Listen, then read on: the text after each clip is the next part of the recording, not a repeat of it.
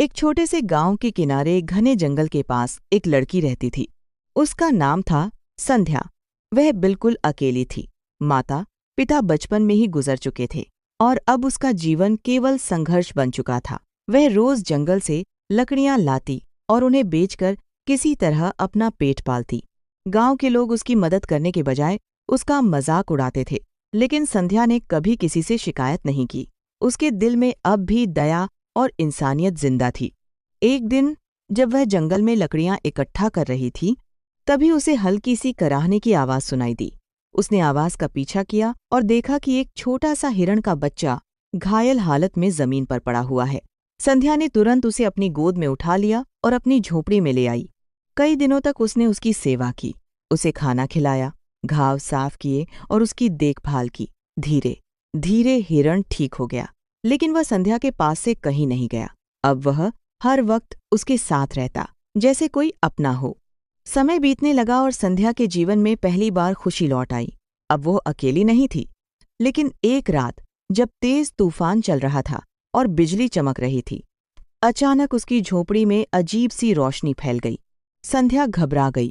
उसने देखा कि वही हिरण उसके सामने खड़ा है, लेकिन उसकी आंखों में अब एक अलग ही चमक थी। कुछ ही पलों में वह हिरण धीरे धीरे एक दिव्य युवक में बदल गया। संध्या डर गई और पीछे हटने लगी, लेकिन युवक ने शांत स्वर में कहा, डरो मत, मैं तुम्हें कोई नुकसान नहीं पहुंचाऊंगा। उसने बताया कि वह जंगल का रक्षक है, जिसे एक श्राप के कारण हिरण का रूप मिला था। केवल सच्चे और निस्वार्थ प्रेम से ही उसका श्राप टूट सकता था। संध्या की सेवा और करुणा ने उसे मुक्त कर दिया। संध्या यह सब सुनकर हैरान थी, लेकिन उसके मन में डर की जगह विश्वास ने ले ली। तभी युवक ने कहा, लेकिन अब एक बड़ी समस्या आने वाली है। इस जंगल में एक दुष्ट शक्ति है जो मेरी मुक्ति से क्रोधित है। वह तुम्हें नुकसान पहुंचाने की कोशिश करेगी। अगले ही दिन आसमान अचानक काला पड़ गया। हवा तेज चलने लगी और पूरे गांव में डर का माहौल बन गया। तभी जंगल से एक भयानक छाया बाहर आई।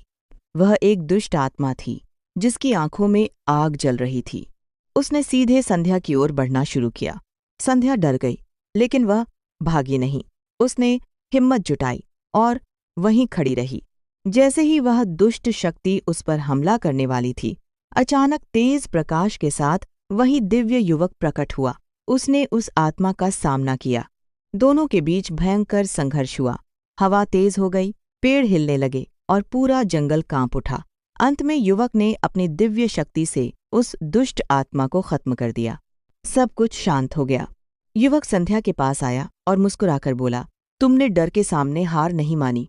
यही तुम्हारी सबसे बड़ी ताकत है। उसने आगे कहा, सच्चा दिल और निस्वार्थ प्रेम सबसे बड़ी शक्ति होते हैं। इन्हीं की वजह से आज सब कुछ संभव हुआ। इतना कहकर वह धीरे धीरे प्रकाश में बदल गया और गायब हो गया। संध्या की आंखों में आंसू थे, लेकिन इस बार वो दुख के नहीं, बल्कि खुशी और गर्व के थे। अब वह समझ चुकी थी कि इंसान अकेला नहीं होता। अगर उसका दिल सच्चा हो तो कोई ना कोई शक्ति उसकी रक्षा जरूर करती है। इसीलिए कहते हैं कि सच्चाई और दया कभी बेकार नहीं जाती। एक दिन वही आपकी सबसे बड़ी ताकत बनती है। अगर इस कहानी ने आपके दिल को जरा सा भी छुआ है, तो एक छोटा सा काम जरूर करना।